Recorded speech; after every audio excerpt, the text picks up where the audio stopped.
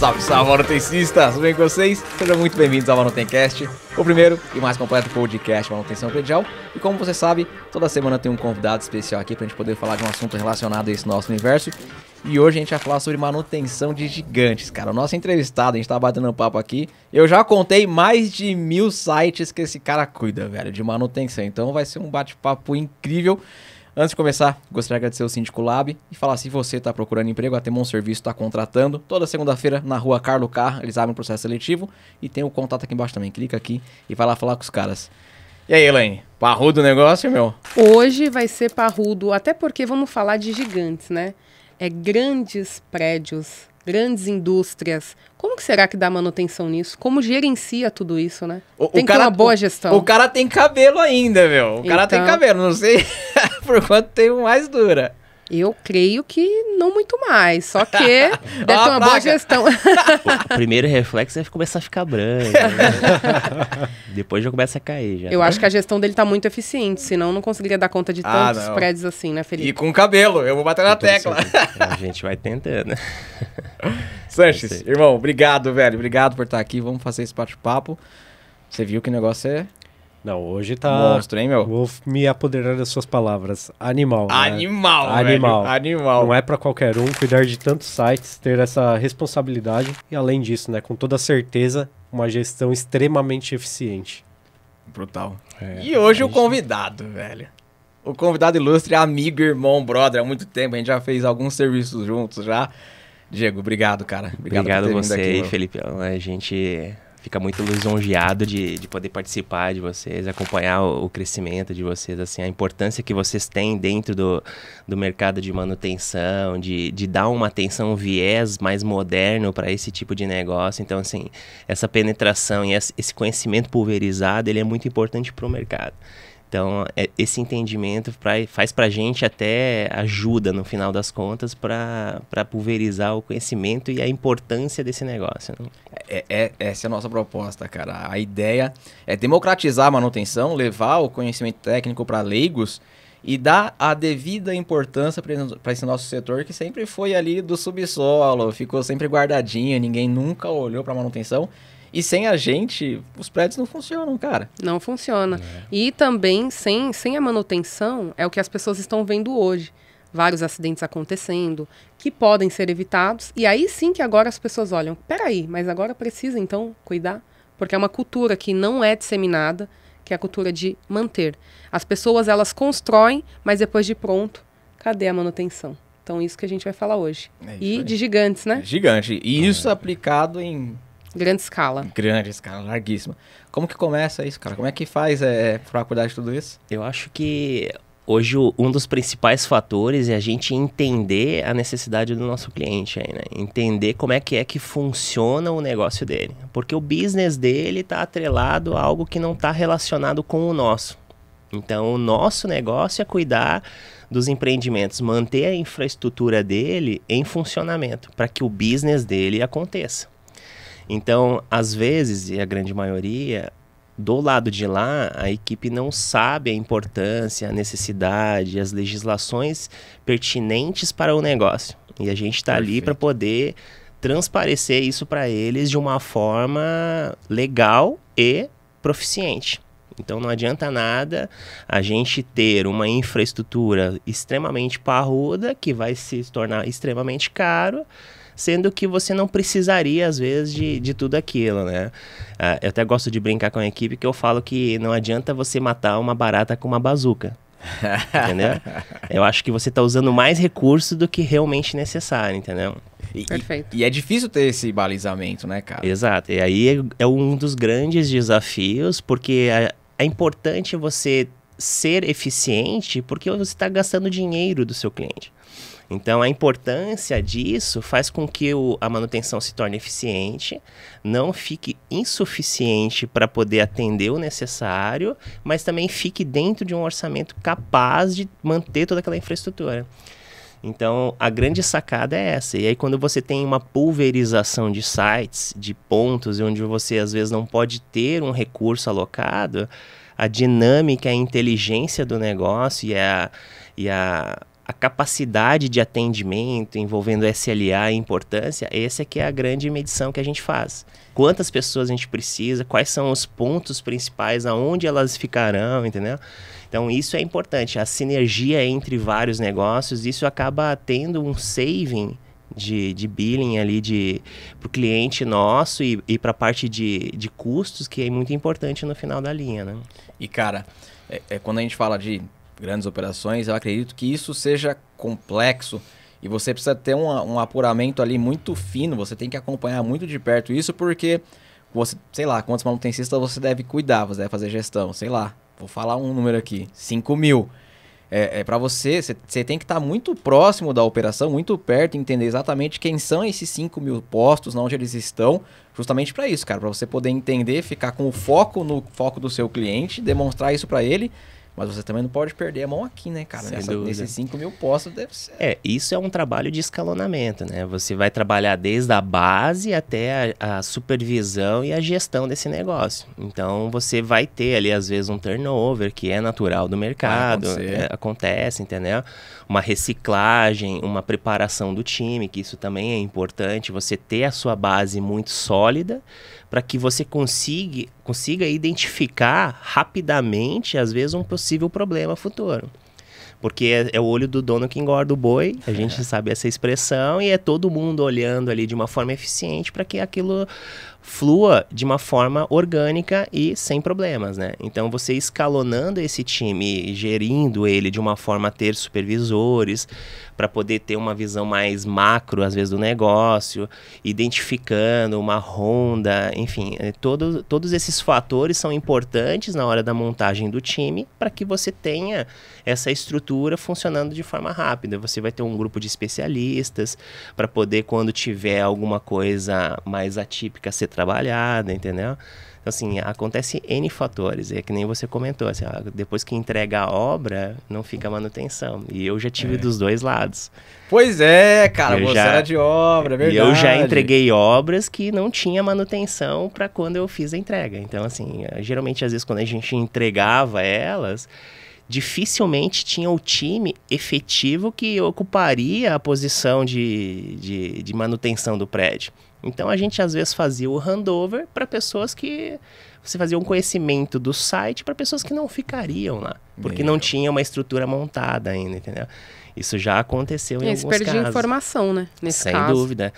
Porque nós, na área da construção, nós temos o conhecimento pleno daquele empreendimento. E os possíveis atuações, a forma, ou seja, a gente ficou ali 1 ano, às vezes, 2 anos, construindo aquilo do zero. A gente conhece da base, entendeu? Então, esse conhecimento é importantíssimo para a manutenção, hoje estando do lado da manutenção, porque ele é primordial. Porque você vai ter insights, vai ter manobras, vai ter detalhes que são importantíssimos que... depois, no futuro, talvez vai ter que descobrir, entendeu? Não vai ter mais a equipe lá que fez o time, aquela coisa toda, né? E no condomínio isso acontece muito, cara. No condomínio essa falta de informação, essa falta de passagem de bastão é um problema recorrente.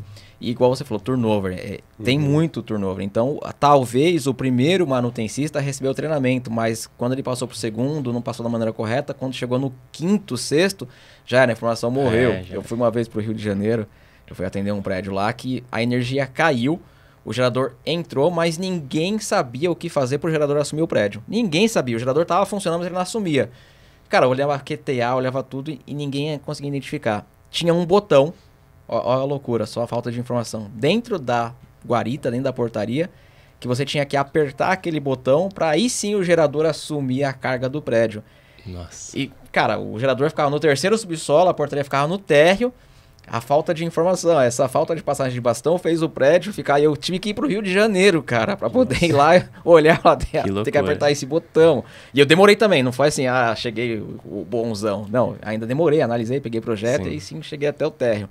Mas é o que você falou, a passagem de bastão. E no condomínio, cara, dificilmente você pega alguém que tem o histórico da passagem da obra. Não sei se vocês já pegaram caso, mas eu nunca peguei alguém treinado na manutenção. O problema é que se perde muito nesse caminho, né? Com esse tanto o turnover da equipe de manutenção, quanto a passagem de bastão entre as gestões. Sim.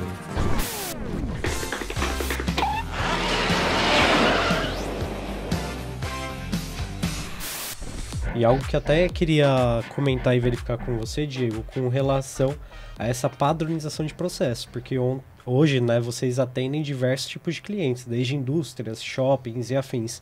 Então, como que é feita essa gestão de qualidade, essa gestão de processos voltada a uma padronização e até mesmo um treinamento para essa equipe?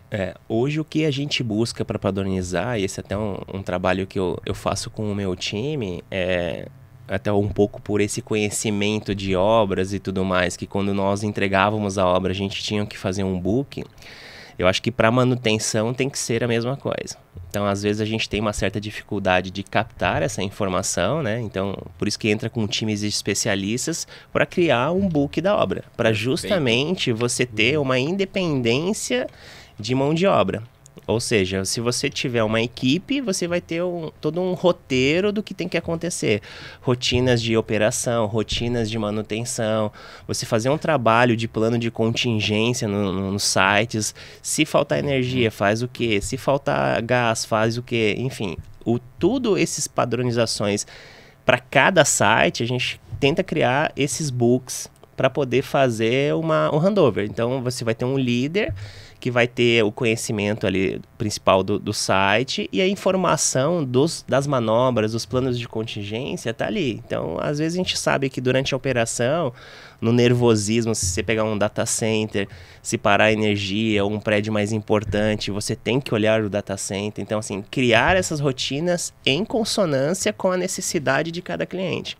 Então, para um pode ser o gás mais importante, para outro pode ser a energia do data center ou o ar-condicionado, enfim. Para cada situação, você vai ter um plano ali de contingência, um book desenhado para aquele site. Se tiverem dúvida, a galera vai ficar ali.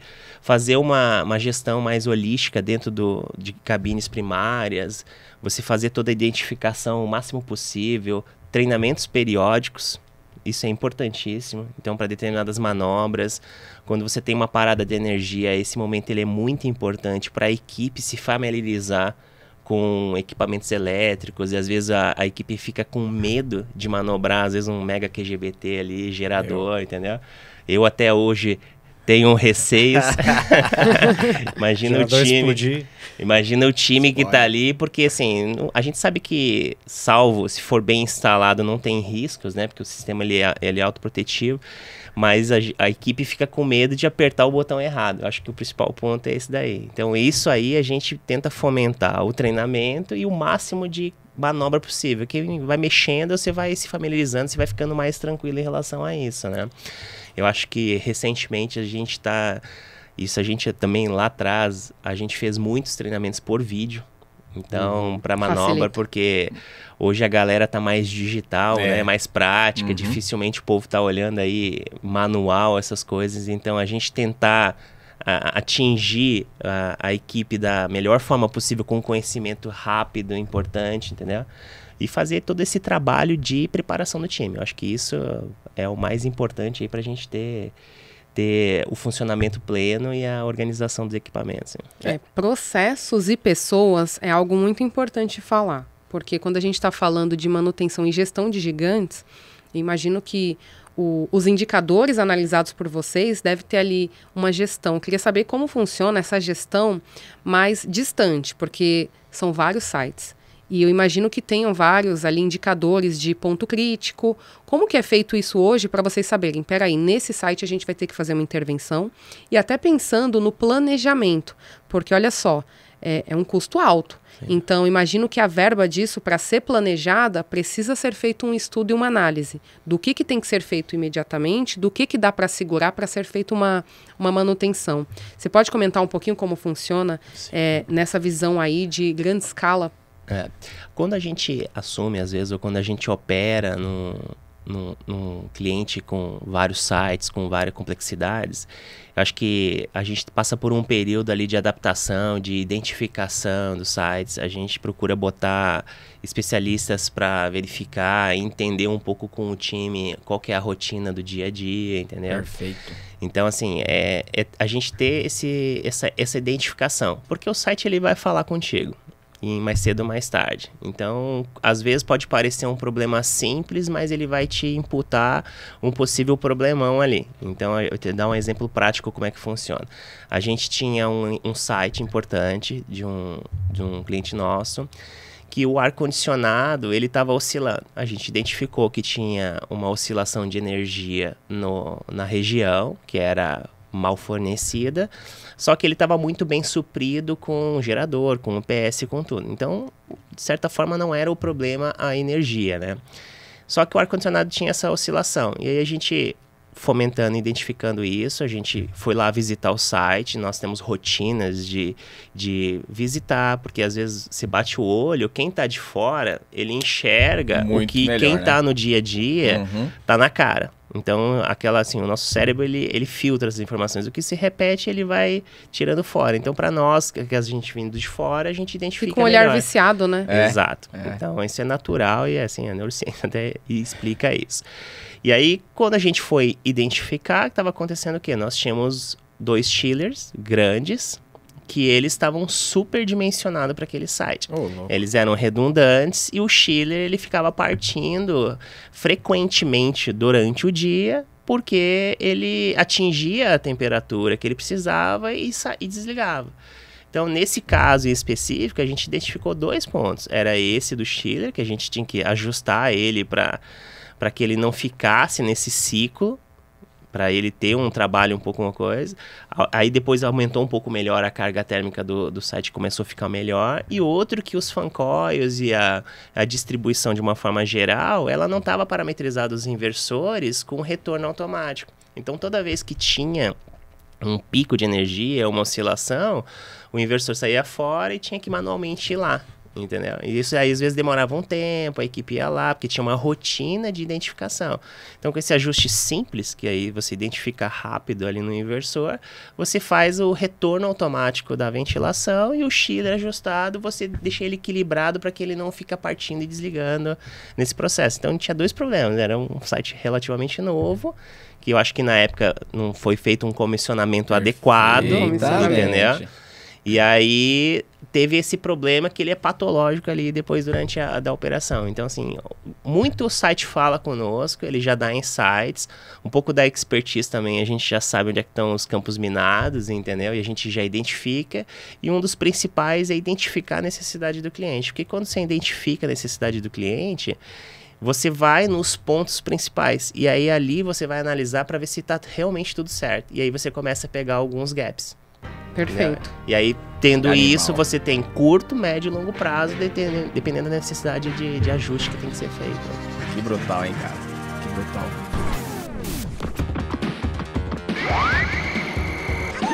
You win. Perfect. Até mesmo essa questão de comissionamento, né? Esse, vamos dizer assim, startup do site para verificar todos os equipamentos, etc. É algo assim que, infelizmente, em muitos dos casos, é negligenciado.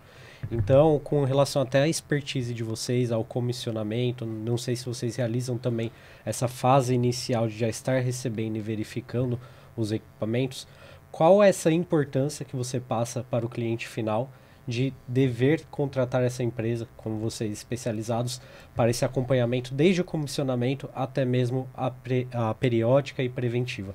Eu acho que ela, no final das contas, ela é primordial, né? Então, assim, quando você compra um carro, o carro ele vem todo ele funcionando em consonância. Então, foi testado lá, foi comissionado, tudo ajustado. Eu acho que o empreendimento, seja ele qual for a escala, ele tem que ser da mesma maneira. Os sistemas, eles trabalham de forma isolada, só que em determinado momento eles têm uma consonância. E como é que isso funciona? Esse é um comissionamento pleno. Como é que a elétrica funciona com gerador, que funciona com bomba de água, que funciona com gás, que funciona com sistema de incêndio, que funciona com tudo. Então, ter esse comissionamento final, onde é que todos esses sistemas, e você fazer dentro do comissionamento todas as simulações possíveis de falha, ou de erro, ou de acontecimento, isso só traz confiabilidade ao site. Perfeito. Então, assim, isso é importantíssimo. Então, quando nós trabalhávamos em obras lá e fazia esses comissionamentos, você tem vários tipos de escala. E o negócio vai dizer a capacidade e a qualidade do comissionamento que você vai fazer. Então, assim, às vezes condomínios residenciais, eles acabam não tendo uma visão que tem um data center. Entendeu? A gente já gastou aí 80 mil litros de diesel em data center só para testar o site. Entendeu? Então, assim, é o investimento que é feito, só que a informação que vai ficar contida dentro de um data center, ela é milhões mais caras do que, às vezes, você corrigir uma falha que possa vir a acontecer, entendeu? Então, você não pode ter uma falha nesse sentido. Por isso que, dependendo do negócio, a importância do condomínio, do comissionamento, ela tá ali já embutida, né? Depende do que você vai entregar na ponta final lá. Então, assim, é de suma importância você ter isso. Porque até, aí que a gente fala do handover, você ter essa conexão entre as pessoas, né? Ó, vamos simular. Hoje a gente faz simulações que basicamente são micros comissionamentos ali, de o site já está funcionando, para testar realmente, olha, se eu perder energia aqui agora, o que vai acontecer no prédio? Isso na prática você só descobre, às vezes, durante a construção a gente corrige falhas assim. Não tem jeito, é simular. Derruba a cabine, vamos ver o que vai acontecer. Aí você observa. Isso é num ambiente sem risco, né? Então, quando a gente faz hospitais, data centers, são sites de suma importância, entendeu? O hospital, você está ali você não lidando pode perder nada de informação. Entendeu? Um gerador, por exemplo, não pode ter uma falha, né? Sem dúvida. Então, assim, eu já fiz comissionamento de salas cirúrgicas, onde é que a gente tinha sistema lá de tomadas de bancada cirúrgica, onde é que você, cara, não pode falhar uma tomada dessa. E faz o quê? Coloca estabilizada, coloca no break, gerador, redundância da redundância? Isso, aí sim, muito está envolvido com o projeto. Então, o projeto a gente tem que seguir ele, que foi concebido lá a partir do projetista, mas durante a execução, toda a expertise nossa, a gente em interação junto com o projetista, identifica, olha, isso aqui talvez tenha que ajustar e acertar, enfim, aí depende para cada sistema, né? Então, isso, ele está associado a necessidade. Então, para determinados... Aqui agora me fugiu o nome aqui. Para determinados sistemas, a gente tem uma especificidade de equipamento. Perfeito. Então, assim, um hospital hoje ele é 100% suportado praticamente por UPS. Os mais modernos, os antigos, já são um pouco menos providos desse tipo de coisa, né? Agora, geradores, eles sempre vai te dar também toda aquela proficiência para manter um hospital funcionando. Você tem o timing lá de tempo, de quanto ele vai ter que funcionar, entendeu? O plano de contingência e a operação, depois que entrar o gerador, quanto tempo a UPS segura. Então, tudo isso ele é pensado para que dê tempo para o time lá operar e o site não parar. Então, você não pode simplesmente parar uma cirurgia no meio do caminho ali, né? Então, nesse caso de hospitais. Então... você tem todo esse aparato para te dar suportação que o equipamento funcione, entendeu? Você tem na memória quantos planos de contingência você já fez na sua vida já, cara? Eu ia perguntar exatamente isso. Quantos? Tanto na plano de contingência. Difícil essa pergunta não aí. Não tem como, né, cara? Perdeu as contas já. Não dá. Você pega nenhum prédio, você não consegue mais contar. Você faz nenhum site, você já perde a conta, que é muita coisa, né? E no caso, a contingência, ela vem basicamente de uma preditiva. Vocês preveem algo antes que aconteça, para sempre simular uma situação de risco e nesse site, em hipótese nenhuma, vir a ocorrer aquilo, Exato. certo? Depois de um tempo, assim, a receita do bolo não muda muito. Perfeito. Se você pega uma receita grande, assim, de algo complexo, você consegue ir mitigando para algo menos complexo. Então, você acaba tendo, os riscos são esses. E aí, o plano, às vezes, muito está associado à adaptabilidade do empreendimento. Tem muitos clientes que eles fazem um facelift ou um retrofit de determinados prédios. A gente teve um caso até recente que ele não era um prédio adaptado para a necessidade do cliente. Ou seja, ele pegou um empreendimento comercial, relativamente simples assim dentro do negócio, só que a necessidade dele era outra. Não ia atender. Não ia atender. E aí, numa situação, isso até foi engraçado, que aconteceu que ele me ligou perto do meio-dia e a gente falou, olha, Diego, eu tô sem energia aqui, você consegue ajudar? E aí a equipe nervosa, que estava toda a liderança lá do cliente lá, era um cliente importante, um site importante. A gente foi identificar, eu falei, me dá 1 hora que eu chego aí. Aí a gente foi para lá. E aí identificamos, conversamos lá, entendemos o que estava acontecendo.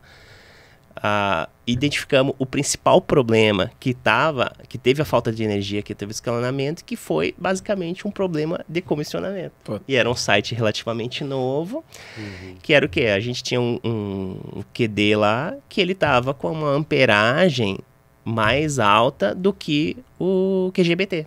Então, assim, quando teve um acréscimo de equipe e ocupação, a energia começou a subir, só que caiu primeiro o QGBT. E quando caiu o QGBT, derrubava tudo. O QD, que deveria só seccionar uma parte do empreendimento, que deveria funcionar isso, fazer um estudo de seletividade, não aconteceu. E aí esse foi um problema que a gente identificou de patologia. Só que nesse caso, aí a gente começou assim, olha, o que você faz aqui? Aí a gente identificou que tinha um monte de outras coisas que eram necessárias. E aí fizemos todos os ajustes e as adaptabilidades lá, as obras necessárias para adequar para ele. Hoje, graças a Deus, está tudo operando normalmente. Né? Com o estudo de seletividade afinado, certinho, caindo na ordem certa, protegido.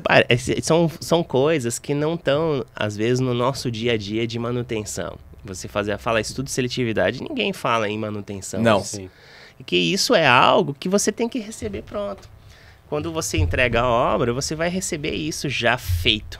Já aquele escalonamento. Às vezes, ter esse conhecimento com o time de manutenção, ele entender, olha, intuitivamente, todo mundo sabe que você teria que ter um escalonamento. Mas na prática, como é que funciona? Tá correto?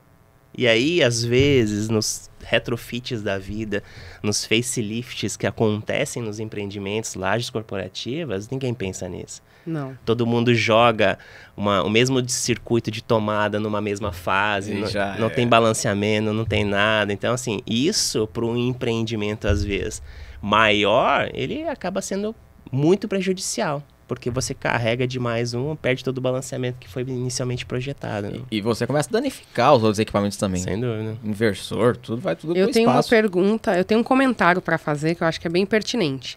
A gente sabe aqui, né, pela conversa, e tem que saber analisar a necessidade de cada cliente, igual você falou de hospital, também tem grandes outras redes aí, por exemplo, mercados, por exemplo, e cada necessidade ali é única. E nós sabemos aqui, nós até conversamos sobre a importância dos equipamentos. Agora, uma coisa que eu queria perguntar, ainda mais pensando em grandes sites, que é uma coisa que é muito importante, é pensar na estrutura. Igual quando a gente fala aqui de condomínio, manter a estrutura depois de pronta, o concreto mesmo. Ela precisa ser mantida. Como que é feito hoje? Vocês têm alguma base de fornecedores para fazer uma inspeção que seja anual, bianual, um planejamento estratégico para cuidar dessas estruturas? Porque a gente sabe que equipamentos a gente tem ali. A equipe de manutenção, os manutencistas treinados por vocês.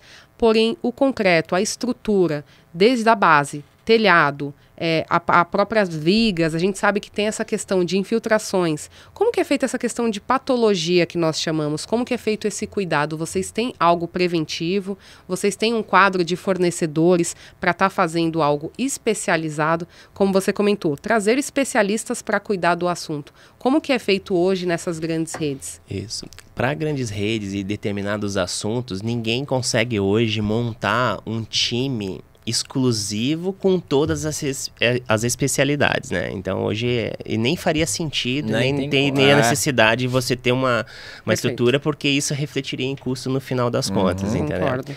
Então, o que acontece? A gente identifica alguns problemas, depende do molde de manutenção que ele é realizado, então você vai ter aquela equipe básica que mantém o dia a dia da operação, faz os pequenos ajustes e correções. E vai ter um time identificando, e aí especialistas, as possíveis patologias que possam acontecer. Então, assim, é o que a gente fala, o site sempre fala contigo. Então, assim, infiltrações, patologias de rachaduras, todas essas coisas, elas não começam da noite para o dia. E você identifica. No caso das infiltrações, a gente tem um período muito específico do ano aqui que a gente identifica todas elas. Agora a gente tá de boa. E chove mais dentro do que fora, né? Exatamente. Então todo mundo lembra dela quando acontece, né? Então isso é muito intuitivo, digamos assim, mas não deveria ser dessa forma. Sim. Quando acontece esses tipos de patologia, a gente vai tentar entender o principal problema. Aonde está realmente o principal problema? Será que é só uma calha? É telhado rachado? fechado. A gente tem impermeabilização com falha. Às vezes o ponto de infiltração nem é onde é que está pingando, é em outro ponto mais afastado, mas acaba infiltrando, porque a gente já sabe que a água ela é terrível, ela vai percolando ali e ela sai. Então, assim, a gente procura os times especializados com um dirigenciamento nosso para direcionar a melhor solução. Então, se for impermeabilização, a gente busca, sim, dentro do mercado, especialistas da área. Se for caixilharia, da parte de pele de vidro, essas coisas, mesma coisa. A gente vai trabalhar com equipes mais especializadas, porque eles vão dar a melhor solução e, possivelmente, grande maioria das vezes, é o melhor preço também. Perfeito. Então, você vai unir as duas. Você tem a solução com o menor preço possível. Então, esses trabalhos especializados, a gente tem um time de aporte que dá esse apoio pra gente. Perfeito. A importância de ter especialistas, que é o que nós sempre falamos, né, Felipe? Fundamental. Bom, o bate-papo foi fantástico, mas agora a gente tem que chamar o ping-pong. Ping-pong.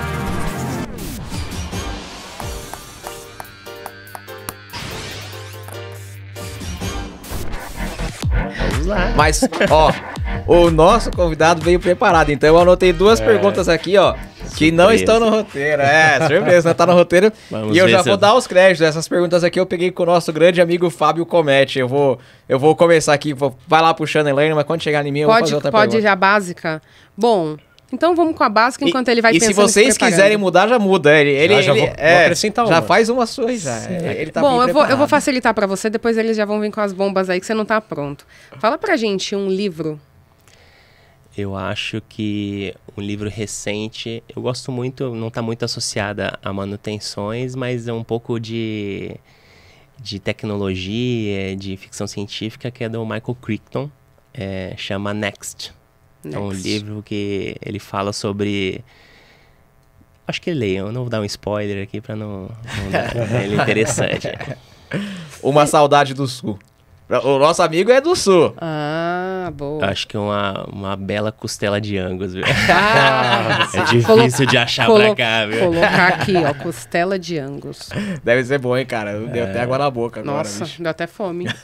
É bom demais. Você tinha até falado já do Sul, mas um lugar. Eu acho que Cambará do Sul é bem bonito. É os canyons lá no sul. Vai lá, Elaine. Eu vou com a prática, eu acho essa muito importante. Uma pessoa que te inspira. Minha mãe. Legal. Que animal. Ó, eu vou fazer mais uma e o Sanches finaliza. Um hobby. Desenho. É mesmo, cara? Eu gostava. Eu Caraca. tô um pouco menos prática agora, mas eu gostava muito de desenhar. Depois eu mostro pra vocês, mas eu gostava muito de desenhar. Desenhava bastante. Que legal. Louco, mano. Que louco. E por último, um filme. Eu gostei muito de Matrix. Sensacional. Cara. Você gostou do quarto? O último, mais novo de todos? Gostei. Eu acho que, não sei, perdeu um pouco ou da menos. essência Perdeu, dos outros cara, três. perdeu. Tinha que ter Perdeu. acabado nos três ali, tava tudo E certo. podia ter terminado, porque terminou bem, cara. Tranquilaço, Fechou legal. O Nil voltou meio... Capenga ali. meio... pra lá, meio pra cá. É. Ô, Diego, cara, obrigado, irmão. Obrigadão mesmo, aí. velho. Vocês são demais, velho. Esse ping-pong pegou de surpresa. Veio preparado, mas a gente dá até uma mexidinha. A gente sempre mexe em algumas coisinhas ali pra ficar mais dinâmico, né? Manutencista, espero que você tenha gostado, tenha entendido como é que funciona a manutenção de grandes sites. Se você tá assistindo no YouTube, depois vai lá, pode procurar Manutencast em todas as plataformas. A gente tá mais forte no Spotify. E eu vou pedir de novo, classifica, põe 5 estrelas aí. E o contrário também, se você tá no podcast, depois vai lá, youtube.com/manutenção predial, pra poder ver como foi esse bate-papo. Se tudo der certo, eu coloco um desenho do Diego aqui pra poder finalizar. A responsabilidade. Olha né? só. Forte abraço, até a próxima aí. Fui. Fui.